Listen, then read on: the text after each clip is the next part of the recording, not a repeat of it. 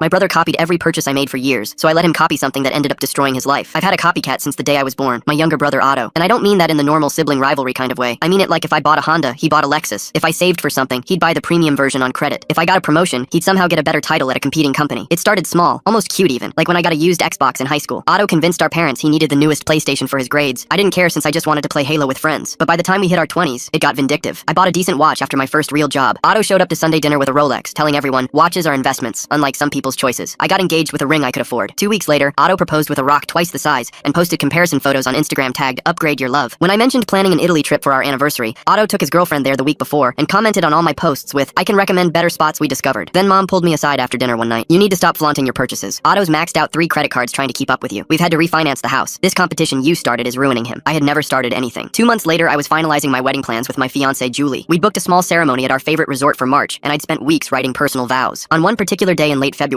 Otto announced he was eloping the following weekend with his girlfriend, but he didn't just elope. He booked our resort, hired our photographer, even called our florist claiming there was a mix-up with the brothers' weddings. He literally had our wedding before us. But the worst part came when I saw his ceremony video online. He was reading my vows, word for word, the same ones that I'd spent weeks writing and had left the paper at my parents' house. Julie watched those words coming out of Otto's mouth and collapsed. She cried for hours and kept saying, those were supposed to be mine. Ours. He just stole your vows like it meant nothing. We postponed our wedding indefinitely. That's when I decided to give Otto exactly what he wanted. A competition he couldn't win. I found the perfect trap. A beautiful colonial house from the outside, but a nightmare underneath. The inspection report from a realtor friend showed foundation cracks, black mold, flooding basement, and termite damage that would cost a fortune to fix. I started talking about the house at every family dinner, calling it a prize I desperately wanted. I showed mom fake mortgage paperwork for more than we could actually afford. I acted obsessed with that particular house, making sure Otto would hear me every time. And after 3 weeks of building suspense, I announced that I'd given up because I couldn't save enough money. I even looked devastated. That house was our dream. I hope no one else buys it so I can get it back in the future. I knew Otto couldn't resist, and sure enough, he started hunting for it immediately. He found it on the market instantly, and the sellers had staged it brilliantly with fresh paint hiding water stains and furniture covering damaged floors. Otto didn't even tour it properly, and already made an offer on the first visit. He even waived the inspection to beat the imaginary competing bids I kept mentioning. And a week later, when he met me, he couldn't stop grinning. Remember that house you couldn't afford? I just closed on it. Looks like it was meant for me and not for you. You should probably look for something cheaper. I didn't say anything back, knowing full well the disaster that was about to come. During the first month, his basement flooded during a light rain. Otto called me panicking at midnight, but I let it go to voicemail. Then foundation cracks spread across the walls, and he realized he desperately needed repairs, otherwise the house would collapse. But those repairs cost money that he didn't have after having bought a house in such a haste. So Otto showed up at my apartment uninvited, looking haggard. His clothes were wrinkled and he had dark circles under his eyes. He stared at me for a long moment before speaking. You knew about that house. You did this on purpose. I just shrugged and told him I'd never even gotten inside to see it, and besides, he had bought the house on his own. He couldn't prove anything. Our parents had already given him their savings for the down payment, and he ran out of money. 6 months later, Otto was in the middle of a divorce with his wife and living in our parents' basement. He told everyone I'd set him up, but he sounded more like a broken record than an actual victim.